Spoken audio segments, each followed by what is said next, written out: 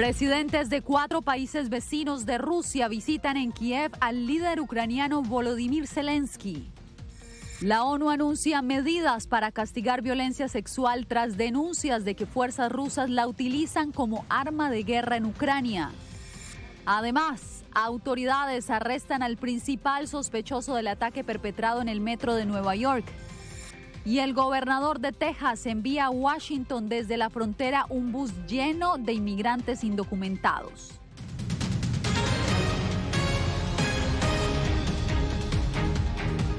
¿Qué tal? Bienvenidos. Comenzamos con las noticias, con lo más reciente de la guerra en Ucrania. Los presidentes de Lituania, Polonia, Letonia y Estonia visitaron a su homólogo ucraniano en Kiev.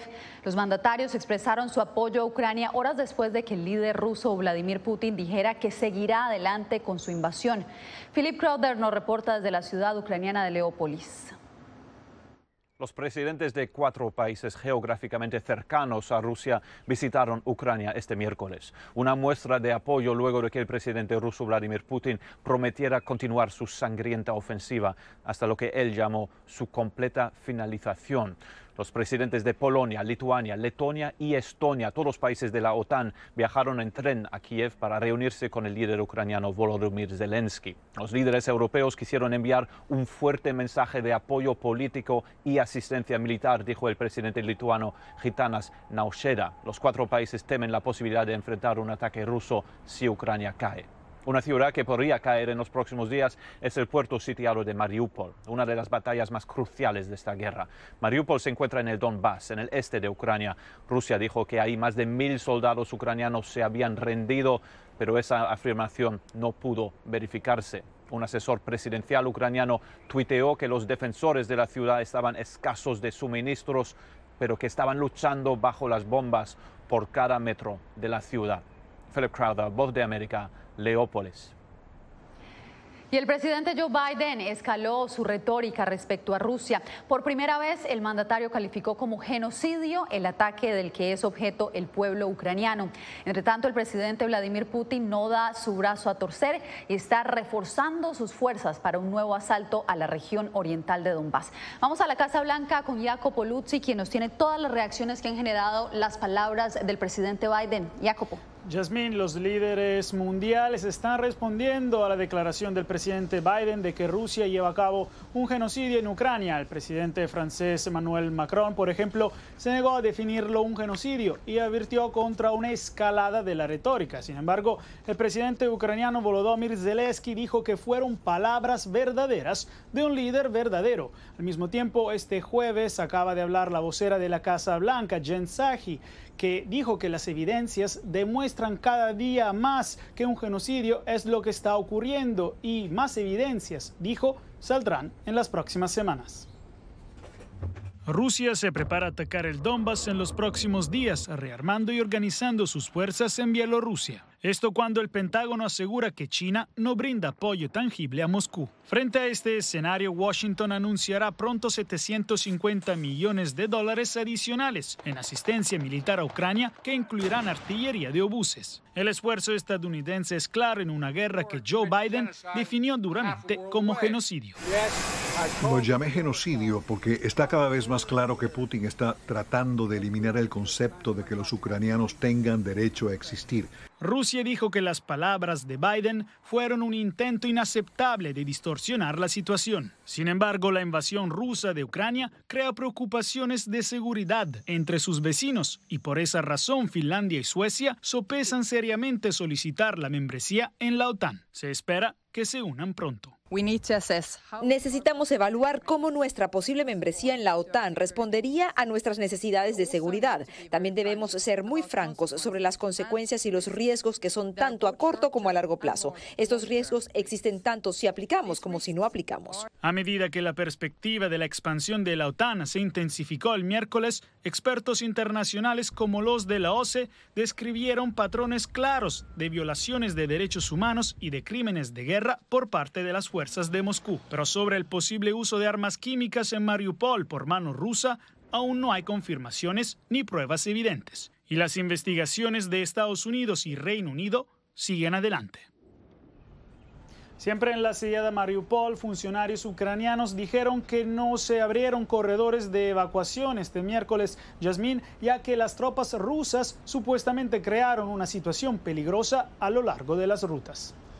Así es, Jacopo, y las denuncias de violencia sexual como arma por parte de las fuerzas rusas en Ucrania serán investigadas por una misión de expertos en derechos humanos. Entre tanto, el Consejo de Seguridad aprobó hoy otra medida en apoyo a las sobrevivientes. Ángela González, ¿de qué se trata este código y qué se busca con él? Yasmín, este es el Código Murad, que es un código de conducta global y es en honor a Nadia Murad, quien es una sobreviviente de violencia sexual y ganadora del Premio Nobel de la Paz. Con esto se busca recopilar las investigaciones justamente de este tema sobre violencia sexual y darle justicia a través de la prevención. Pues justamente es lo que pretenden es que no se queden impunes este tipo de crímenes y que pueda en el futuro prevenirse estos ataques de índole sexual en las zonas de conflicto.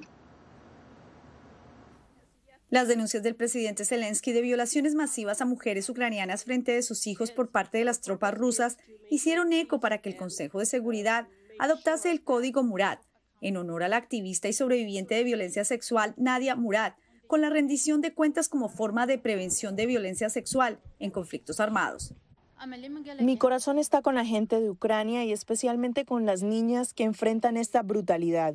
Todos saben que nada bueno sale de la guerra e incluso si termina el conflicto, el trauma permanece con la gente común. 10 resoluciones sin resultados en el Consejo de Seguridad han dejado una tarea pendiente que da paso a un nuevo intento. El Reino Unido lidera también el establecimiento de una comisión de expertos junto con el Consejo de Derechos Humanos de la ONU para investigar casos de violencia sexual, con la posibilidad de llevarlos a la Corte Penal Internacional. A pesar de que la perpetración de la violencia sexual en un conflicto armado ha sido un crimen de guerra durante más de un siglo, aún sucede en el 2022. Pero el desalentador mensaje del secretario general, que no ve posible un alto al fuego inminente en Ucrania, posa un reto aún mayor para documentar cualquier caso de violencia sexual. En este momento no parece posible un alto al fuego global en Ucrania. Ese fue nuestro llamamiento por razones humanitarias, pero no parece posible.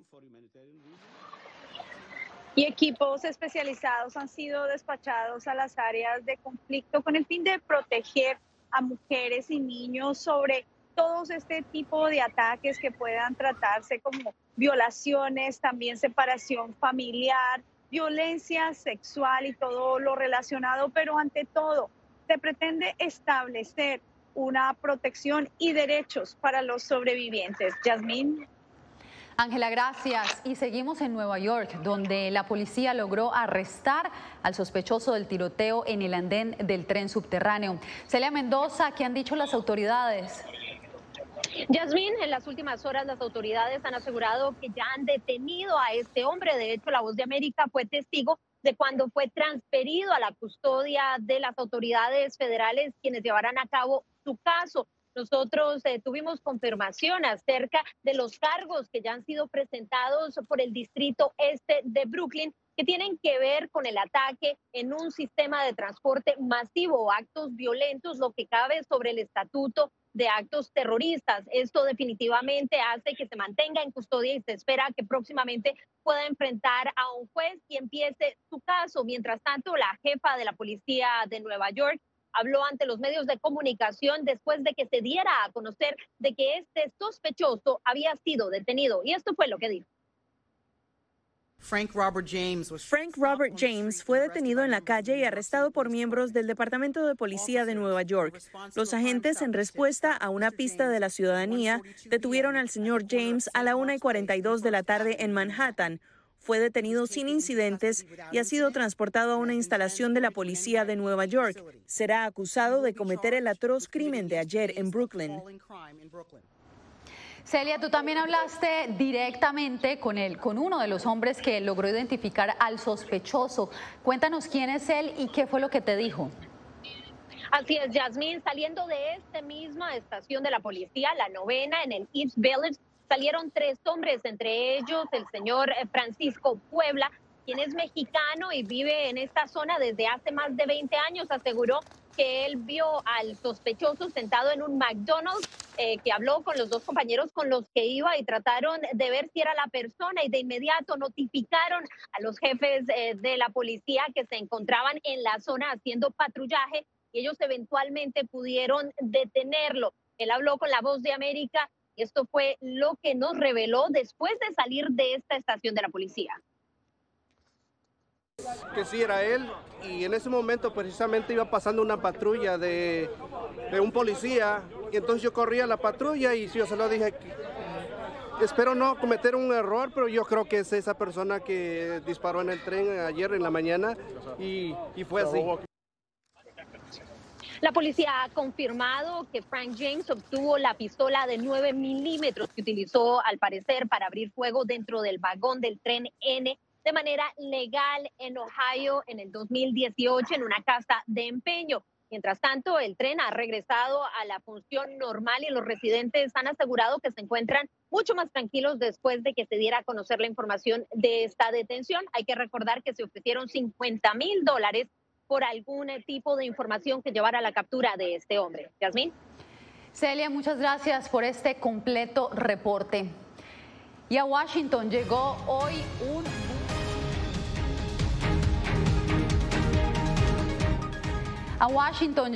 un bus cargado de migrantes indocumentados que habían cruzado la frontera desde México a Texas. El gobernador de ese estado había anunciado que tomaría medidas para contrarrestar la llegada de migrantes. Diva Lizeth Cash, ¿qué se conoce sobre esta situación? Yasmín, sobre la mañana de este miércoles, un grupo de inmigrantes indocumentados procedentes de Colombia, Cuba, Nicaragua y Venezuela, pero recogidos en Del Río, Texas, fueron traídos por vía terrestre hasta aquí, a Washington, D.C., precisamente en las inmediaciones del Capitolio Nacional, después de un viaje de más de 30 horas. Lo anterior como respuesta del gobernador de Texas, Greg Abbott, sobre la derogación del título 42 en los próximos días. Escuchemos la reacción de la Casa Blanca en el día de hoy. Todos estos inmigrantes han sido procesados por la Oficina de Aduanas y Protección Fronteriza, por lo que es bueno que el estado de Texas los esté ayudando a llegar a su destino final mientras esperan el resultado de su proceso de inmigración. Lo que sabemos es que funcionarios de la organización Proinmigrante Caridades Católicas han recibido este grupo de inmigrantes, pero la mayoría no tienen ningún contacto aquí en la ciudad de Washington, por lo que fueron entregados tiquetes para que puedan devolverse a las ciudades de origen que tenían pensado llegar cuando cruzaron la frontera. Al respecto, el gobernador de Texas hoy se refirió en un comunicado de prensa sobre la situación. Miremos lo que dijo.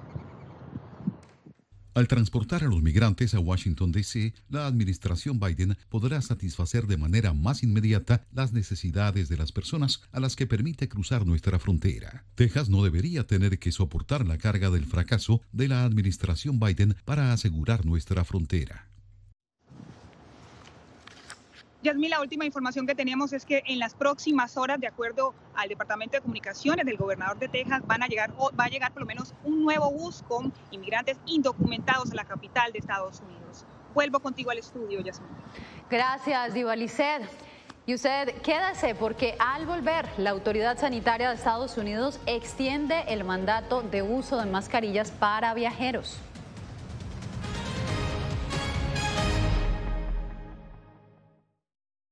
El 24 de febrero cambió la vida de millones de ucranianos. La invasión de Rusia a Ucrania puso sus vidas en pausa. Mujeres, ancianos y miles de niños huyen cada minuto del país. Con Celia Mendoza y Julia Riera, La Voz de América documenta desde Polonia esta crisis humanitaria sin precedentes en Europa desde la Segunda Guerra Mundial. Vidas en pausa. Encuéntralo en vozdeamerica.com.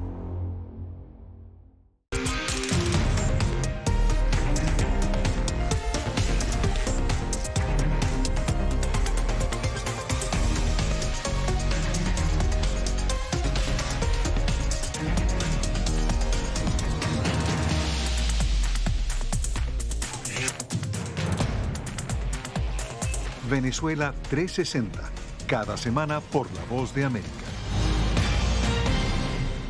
¿Qué tal? Desde Washington comienzan las noticias en El Mundo al Día. Día a día, desde la capital de Estados Unidos y donde se producen las noticias que más te impactan. El objetivo es llegar al otro lado de la frontera para pedir asilo.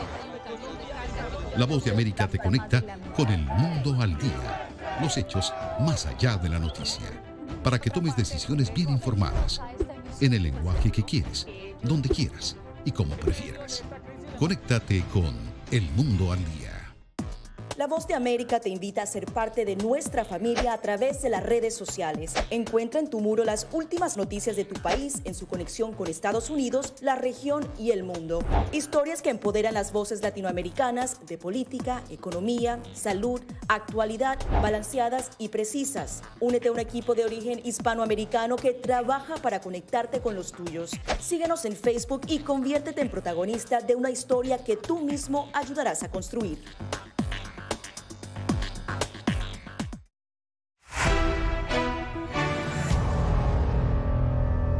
Los Centros para el Control y la Prevención de Enfermedades extendieron el uso obligatorio de mascarillas para viajeros dentro del territorio estadounidense. José Pernalete nos reporta. Nuevamente, el incremento de casos de COVID-19 enciende las alertas en Estados Unidos. Este miércoles, los Centros para el Control y la Prevención de las Enfermedades extendieron el carácter obligatorio de las mascarillas en viajeros que se movilizan dentro del territorio nacional. La medida se mantiene en vigor hasta el 3 de mayo ante el aumento de nuevas infecciones por una subvariante de Omicron. En la Organización Mundial de la Salud instan a mantener las condiciones de mitigación. Esta semana se reunió el Comité de Emergencia del Reglamento Sanitario Internacional COVID-19 y acordó por unanimidad que la pandemia sigue siendo una emergencia de salud pública. Estoy de acuerdo en que lejos de ser el momento de bajar la guardia, este es el momento de trabajar aún más duro para salvar vidas. De acuerdo con la Universidad Johns Hopkins, Estados Unidos ha registrado más de 80 millones de infectados por coronavirus a lo largo de la pandemia. Los expertos en salud pública indican que el linaje BA2 es más contagioso. En promedio, en el país ocurren diariamente más de 34,000 contagios. La misma base de datos contabiliza más de 985,000 muertes por SARS-CoV-2. El virus continúa evolucionando, simplemente no podemos permitirnos perder de vista este virus. Es muy importante. A medida que el virus pasa a la clandestinidad, debemos rastrearlo porque no sabemos qué regresa. José Pernalete, Voz de América. Los países centroamericanos han decidido flexibilizar las medidas sanitarias contra el coronavirus con el objetivo de dinamizar el turismo en su región. Donaldo Hernández. Las playas de Centroamérica volvieron a llenarse de turistas extranjeros en 2022, luego de 2 años de ausencia por la pandemia del coronavirus. El alemán Simon Douchet dice que junto a su familia viajará por varios países de la región en busca de recreación. Bueno, vamos a pasar como 5 semanas aquí para aprender un poco más el español, visitar muchos lugares muy interesantes. Creo que vamos a bucear en el Mar Caribe. En los primeros meses del año, la mayoría de los países centroamericanos relajaron medidas sanitarias como la exigencia de pruebas negativas COVID-19 y los seguros médicos. Necesitamos traer la mascarilla, la tapabocas, pero si puedes ir al restaurante, puedes ir al bar, a la playa. Los países del Istmo están optimistas para el año 2022, a pesar de que solo han recuperado un poco más del 50% del ingreso de turistas que tenían antes de la pandemia, según un reciente estudio de la Organización Mundial del Turismo. Luego de 2 años de pandemia, 2022 repunta, o todas las previsiones económicas indican que va a ser un año de recuperación. Uno de los esfuerzos del Consejo Centroamericano de Turismo es ofrecer a turistas de Estados Unidos y Europa paquetes multidestinos, los cuales podrían dinamizar la economía de la región. Donaldo Hernández, Voz de América. Más adelante, sin el pago de la renta y sin poder acceder a sus propiedades, la difícil situación de los dueños de inmuebles en Venezuela.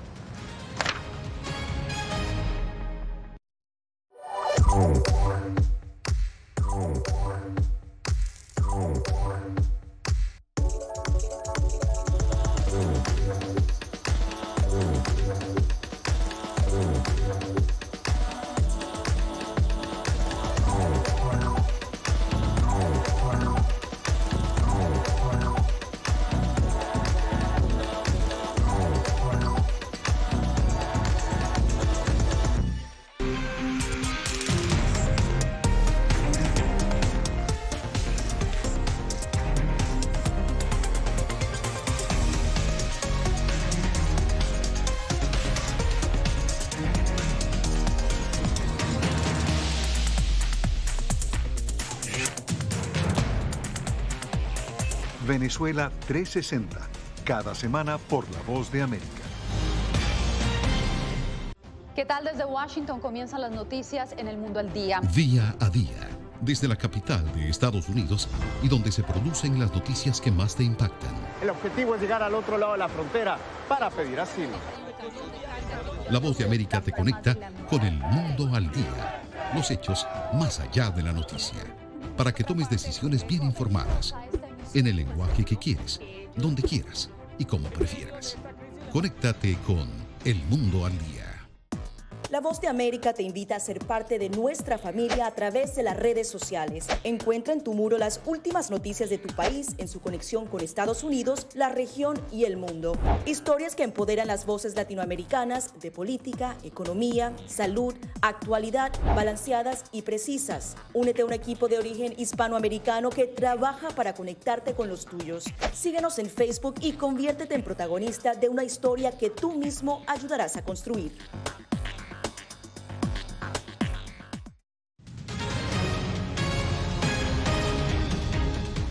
En Venezuela, líderes vecinales y propietarios de viviendas dicen sentirse indefensos cuando sus inquilinos no pagan la renta. Álvaro Algarra nos explica por qué. Un edificio de 7 pisos en el centro de Caracas, adquirido con esfuerzo y dificultad por Lili Perifloris y su esposo, fue por décadas el sustento de la familia. En 2009, el entonces presidente Hugo Chávez se pronunció a favor de expropiaciones de varios edificios en el centro de la ciudad y muchos inquilinos lo interpretaron como que no había que pagar más por la vivienda que ocupaban. Perifloris relata que fueron perdiendo el inmueble de manera gradual. Desde el 2009 no hemos recibido ni un medio por concepto de alquileres de nuestro inmueble. Posteriormente ha sido invadido, perdimos el control de la propiedad. Orencio Martínez Lozada, inmigrante español de 81 años, lamenta que hace 1 año y medio el edificio donde había tenido su empresa durante 39 años ha sido invadido por grupos afectos al gobierno de Nicolás Maduro, conocidos como colectivos. Tengo 2 oportunidades, o ir a la huelga de hambre o morirme de hambre. No sé cuál será de las 2 alternativas la preferible. Aunque la propiedad privada está protegida en Venezuela por la Constitución, se contabilizan más de 100 intentos de tomas ilegales entre 2021 y lo que va de 2022, según el más reciente conteo realizado por la organización no gubernamental Frente en Defensa del Norte de Caracas. No existen cifras oficiales. Álvaro Algarra, Voz América, Caracas. En Ecuador, la reciente liberación del ex vicepresidente Jorge Glass abrió nuevamente el debate sobre el sistema judicial ecuatoriano. Néstor Aguilera nos cuenta que Glass, quien gobernó junto a Rafael Correa, fue excarcelado tras cumplir solamente la mitad de su pena. Yo me sonrío un poco y digo, pacto con el correísmo. El presidente de Ecuador, Guillermo Lasso, descartó así la posibilidad de un acuerdo político con el movimiento UNES del expresidente Rafael Correa para liberar al ex vicepresidente Jorge Glass, sobre quien pesan 2 sentencias ejecutoriadas por actos de corrupción. Virgilio Hernández, miembro de la misma agrupación política de Glass, aseveró que la salida se dio luego de cumplir los requisitos de ley. También negó un acuerdo con el gobierno. El habeas corpus de Jorge Glass significa apenas una gota de justicia en un mar de persecución y de ilegalidades. La salida de prisión se produjo luego de que un juez de una pequeña localidad en la provincia de Santa Elena le concediera un habeas corpus, que se tramitó en pocas horas, lo que generó dudas sobre la clase política y la justicia en Ecuador. El abogado constitucionalista Rafael Ollarte no solo responsabilizó al juez por la puesta en libertad de Glass. Entonces aquí hay hartos involucrados, el juez, el Consejo de la Judicatura, el gobierno. Eso de que la ley es para los de Poncho es mentira. La ley es para el común de los mortales. Para los políticos existe otro ordenamiento jurídico muy distinto. Glass, una de las caras más visibles del correísmo, fue liberado el fin de semana luego de haber cumplido 4 años y medio de prisión y con condenas en 2 causas, entre las que figura una por asociación ilícita en el caso Odebrecht. Néstor Aguilera, Voz de América, Quito. En breve visitamos el laboratorio donde la NASA prepara una misión espacial que buscará el origen de los planetas.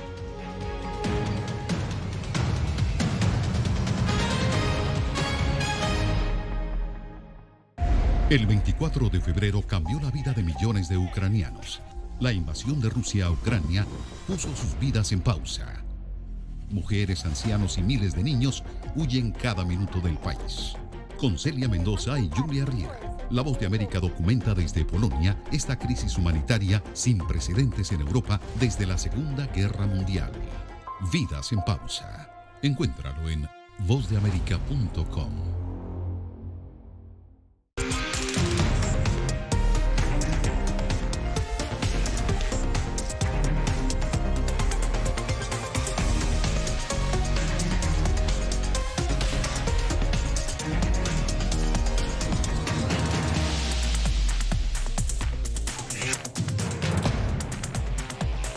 Venezuela 360, cada semana por La Voz de América. ¿Qué tal? Desde Washington comienzan las noticias en El Mundo al Día. Día a día, desde la capital de Estados Unidos y donde se producen las noticias que más te impactan. El objetivo es llegar al otro lado de la frontera para pedir asilo. La Voz de América te conecta con El Mundo al Día, los hechos más allá de la noticia, para que tomes decisiones bien informadas, en el lenguaje que quieres, donde quieras y como prefieras. Conéctate con El Mundo al Día. La Voz de América te invita a ser parte de nuestra familia a través de las redes sociales. Encuentra en tu muro las últimas noticias de tu país en su conexión con Estados Unidos, la región y el mundo. Historias que empoderan las voces latinoamericanas de política, economía, salud, actualidad, balanceadas y precisas. Únete a un equipo de origen hispanoamericano que trabaja para conectarte con los tuyos. Síguenos en Facebook y conviértete en protagonista de una historia que tú mismo ayudarás a construir.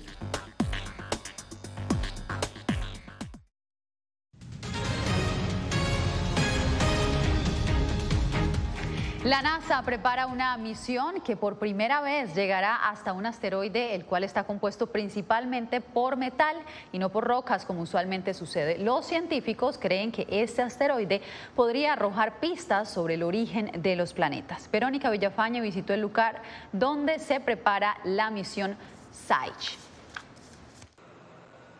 En esta sala limpia del laboratorio JPL de la NASA en California, ingenieros ponen los toques finales a la nave espacial Psyche, la primera que será enviada a orbitar el asteroide del mismo nombre para estudiar sus propiedades. La misión está dirigida por la investigadora principal Lindy Elkins Stanton de la Universidad Estatal de Arizona.